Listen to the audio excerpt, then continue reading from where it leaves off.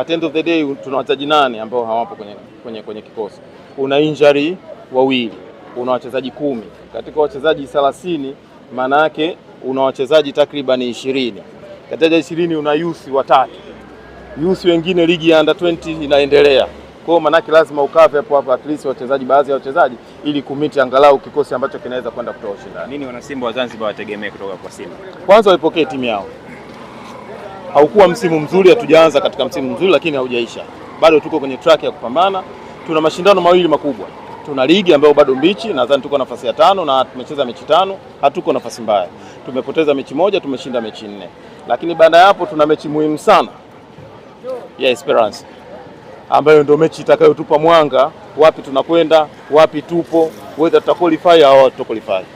Kwa hiyo tunaenda Zanzibar, ambao mji wenye marashi, mji wenye dua, mji wenye kila kitu. Kwa hiyo tunaomba Wazanzibari na Watanzania wote na wote wanaotutakia mema, kwa njia moja au nyingine, ni wakati sasa wa kutoa baraka zao, na sisi tuko tayari kuipambania Simba Sports. Dua zao zinaweza kutusaidia. Meneja, lini Mpanzu na Jensha za watu watarajie lini?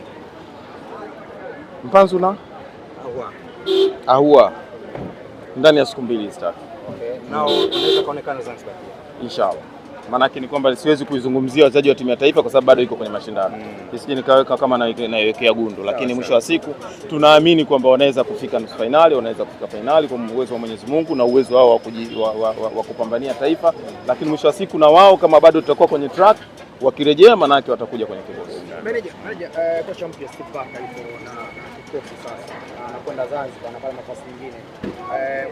Mapokeo yake kwenye wiki ya kwanza kwenye wachezaji mazoezini, nini ambacho wachezaji wamemuonyesha kocha wao mpya? Kama nilivyosema awali, kwanza tumefanya mazoezi session 2 tu toka amefika, na uwezi kuziita ni session za kiushindani.